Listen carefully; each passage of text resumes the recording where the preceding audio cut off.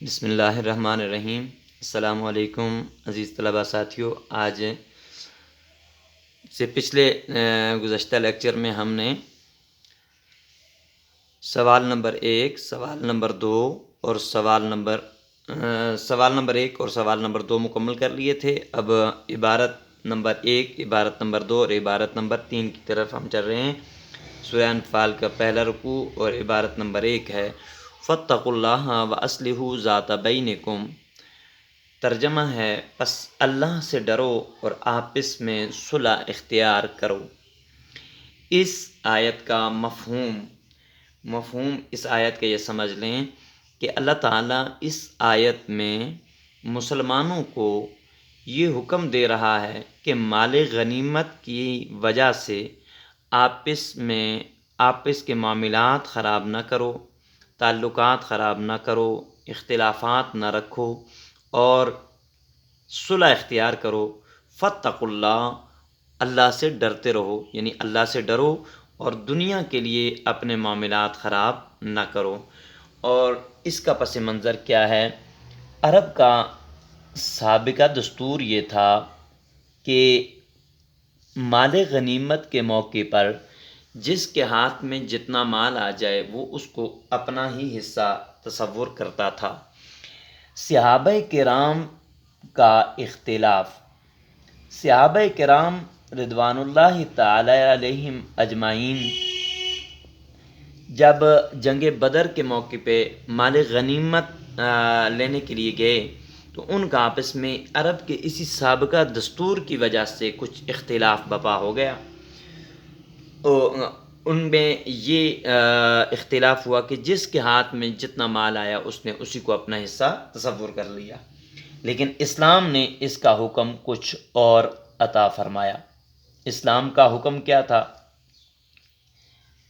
اسلام کا حکم یہ تھا کہ مال غنیمت کو اللہ اور اس کے رسول کی بارگاہ میں پیش کر دیا جائے اور جس طرح اللہ کا رسول تقسیم فرما دیں وہی تقسیم مسلمانوں کو اپنے لیے رکھنا ضروری ہے اور اسی پہ راضی رہنا ضروری ہے۔ اصلحوا ذات بینکم، اصلحوا ذات بینکم کا مطلب کہ مال غنیمت چونکہ دنیا کا مال ہے، اس مال غنیمت کے لیے، اس دنیاوی مال کے لیے اے مسلمانوں آپس کے تعلقات خراب نہ کرو اور جس طرح اللہ تعالیٰ حکم دے رہا ہے اس کے حکم کو تسلیم کر لو۔ یہی مسلمانوں کی پہلی اور بڑی نشانی ہے کہ وہ اللہ تعالیٰ کے حکم کو تسلیم کر لیتے ہیں۔ اس کے بعد اگلی آیت ہے اطیعوا اللہ و رسولہ ان کنتم مؤمنین۔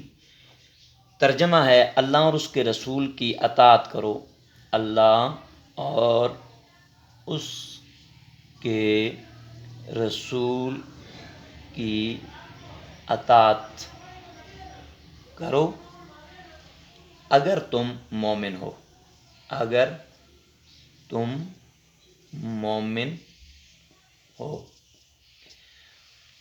مفہوم اس آیت کا مفہوم بھی گزشتہ جو آیت ہے اسی کے ساتھ ملتا جلتا ہے کہ اللہ تعالیٰ نے مسلمانوں کو اس آیت میں یہ حکم دیا کہ اے مسلمانوں مال غنیمت کی تقسیم کے حوالے سے تم آپس کے اختلافات ختم کرو اور اللہ اور اس کے رسول کی اطاعت کر لو، یعنی اللہ اور اس کا رسول جو تقسیم فرما دیں بس اس تقسیم کو قبول کر لو۔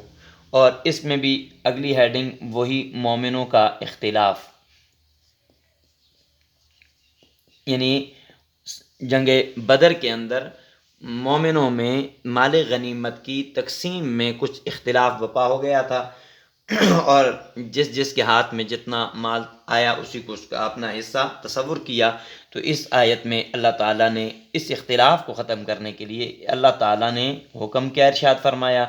اللہ تعالیٰ کا حکم، اللہ تعالیٰ نے حکم دیا اے مسلمانوں اللہ اور اس کے رسول کی اطاعت کرو، یعنی مال غنیمت کی تقسیم میں جس طرح اللہ اور اس کا رسول حکم فرما دیں، جو تقسیم فرما دیں اسی تقسیم پہ راضی ہو جاؤ۔ اس کے بعد اگلی آیت ہے عبارت نمبر 3 ہے اذا تلیت علیہم آیات زادتہم ایمانا۔ اس کا ترجمہ، جب ان کے سامنے آیات کی تلاوت کی جاتی ہے تو ان کا ایمان بڑھ جاتا ہے، مضبوط ہو جاتا ہے۔ جب ان کے سامنے آیات کی تلاوت کی جاتی ہے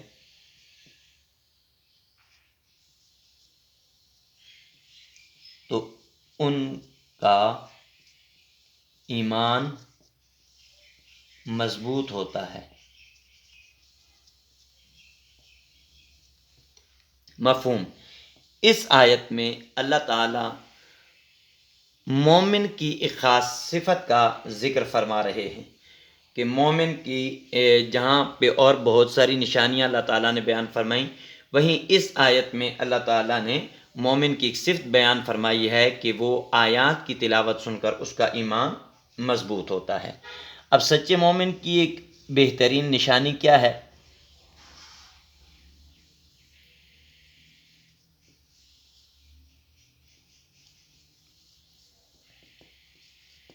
سچے مومن کی نشانی فرمایا کہ سچا مومن وہ ہے جب اس کے سامنے قرآن مجید کی کوئی آیت پڑھی جاتی ہے تو وہ اس آیت میں اللہ تعالیٰ کا حکم پا کر اس حکم پر عمل پیرا ہوتا ہے اور اس سے اس کا ایمان مضبوط ہو جاتا ہے۔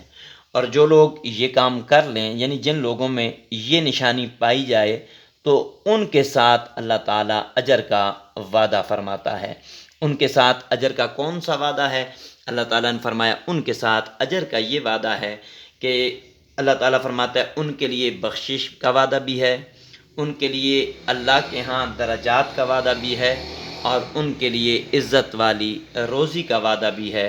یہ ہماری اس آخری رکوع کی 3 آیات تھیں جو مختصراً ہم نے پہلے سبق میں سمجھ بھی لی تھیں، اور تفصیلی سوالات میں ان کے جوابات ایک مرتبہ ہم نے پڑھ بھی لیے تھے، لیکن عبارتوں کی صورت میں جو اس چیپٹر کے آخر میں ان کو دوبارہ اگر حل کرنا آئے تو صرف ایک ایک آیت کر کے اس مختصر انداز میں آپ ان 3 آیتوں کو مکمل کر سکتے ہیں۔ والسلام علیکم ورحمۃ اللہ وبرکاتہ۔